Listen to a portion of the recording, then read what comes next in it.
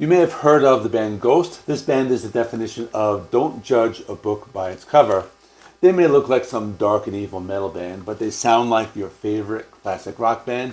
In today's video, I will be talking about the band Ghost and showing my vinyl collection, which is most of their discography, but I don't have the first two albums or the new one.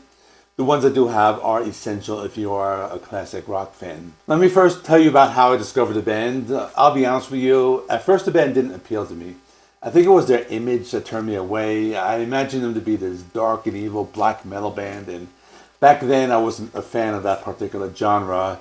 But then one day I started building my vinyl collection, and I had discovered the vinyl community on YouTube. One day my wife goes to the record store and she buys me an album by Ghost, which is this one here, Prequelle. So I decided to give them a chance, as the record was a gift and I didn't want to look unappreciative. I put on the record and it sounds completely different than I would have expected them to sound. It was more like classic rock. The songs were catchy. I would even say they were pop songs. Then about a year later, they released another album, Impera. I decided to buy that one, and that was my album of the year for 2022. So now with two albums in my collection, I am officially a Ghost fan. Now I will be showing albums I have and then do a quick review on each one of them. I have 3 full albums, 2 extended plays, and 1 single, and I will show these in chronological order. First album I have is Meliora. The version I have is a double album that includes the extended play Popestar, and I'll talk about them separately. This is probably my favorite album. This album is a concept about the absence of God, and song lyrics are about this futuristic, dystopian world where there's no religion and people worship false idols. Keep in mind, if you're not a fan of metal music, there are some songs that get a little heavy. Most of the album is pretty accessible, as it also includes elements of psychedelic rock, hard rock, and pop rock. In other words, the music is pretty accessible and would not sound out of place on any classic rock radio station. This album includes the 2016 Grammy Award-winning Cirice, which has some haunting melodies and a dark but catchy sound.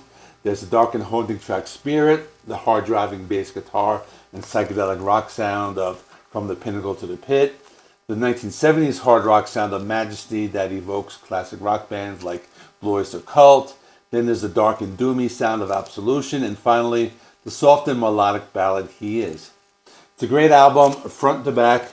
It's dark enough for those who like metal music, also catchy and memorable enough for anyone who likes rock music. The songs are filled with hooks, and they have a sing-alongable quality to it. Next, I'm going to talk about one of the extended plays that's included on the same copy, and it includes my favorite song. Next is Popestar, the second EP released by the band on September 16th, 2016, and this one has my favorite song and 4 other cover songs. The cover songs are by artists with different backgrounds like post-punk, new wave, and different genres.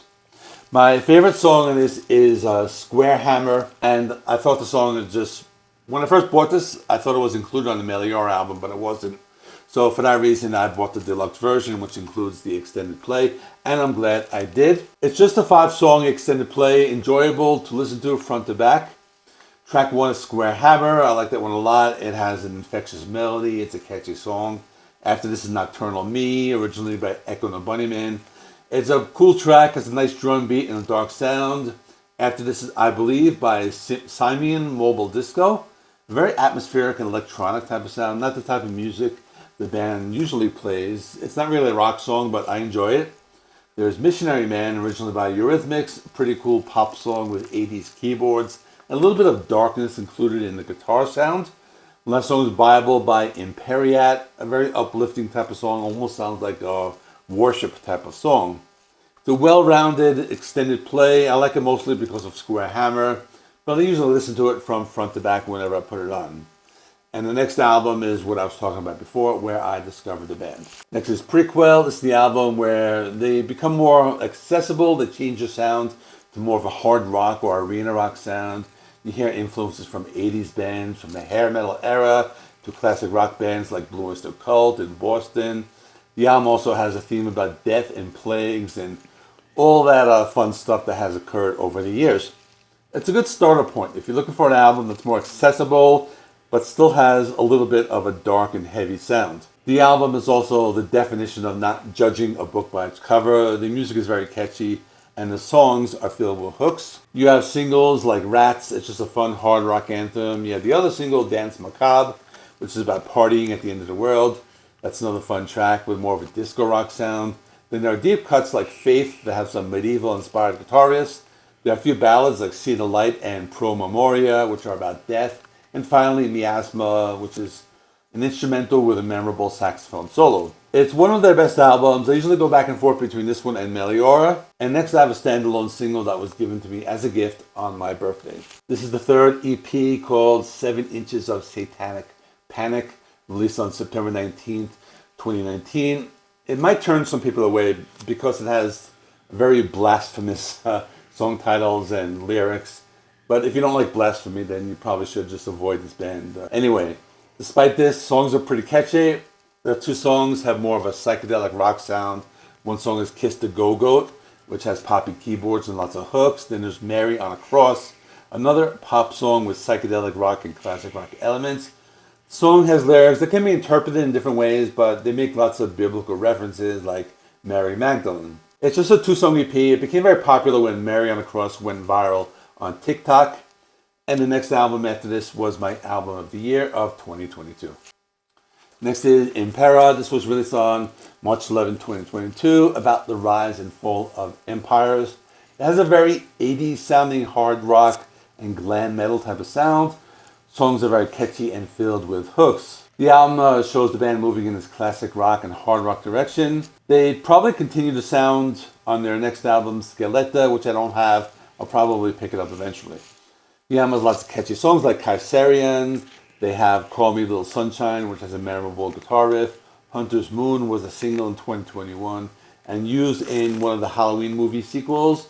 20s is one of the heavier songs, but still catchy and accessible enough for anyone who just likes hard rock. And Respite of the Spitalfields is one of the longer tracks, just a fun song to close the album. Overall solid. I don't know anyone who doesn't like it unless you don't like the band at all. If you like classic rock, you can enjoy this album. And I have one more album. It's all cover songs. They released it a year later. Let me talk about it. Lastly, I have the Phantomime EP, released on May 19, 2023. It's only 5 tracks. They're all cover songs. And this one has some songs that are recognizable and 2 others which are deeper cuts. Supposedly, originally to be a full-length covers album with 10 tracks, but Tobias Forge decided to scale it down and just release an EP, given that it was released 1 year after Impera. The album has See No Evil, originally recorded by Television, a cool modern rock track. Jesus He Knows Me, originally by Genesis, probably the most recognizable song on the album, and a very faithful cover to the original. Hanging Around, originally by The Stranglers. That one I didn't recognize when I first heard it. Phantom of the Opera, originally by Iron Maiden, so if you're a fan of heavy metal, really great cover song. Last song is We Don't Need Another Hero by Tina Turner from the Mad Max Beyond Thunderdome soundtrack. So if you're a fan of 80s movies, this one might bring back memories for you. I enjoy this album and I throw it on every now and then. That's all. Let me know what is your favorite Ghost album, if you own any of these on vinyl or CD or anything like that. Check out this recent video I did where I show a Jethro Tull box set featuring 5 albums. In the meantime, thanks for watching. Please give the video a like. It helps me with the YouTube algorithm. Please subscribe. If you have not already, I do lots of videos on this channel where I show physical media, and I'll see you in the next one.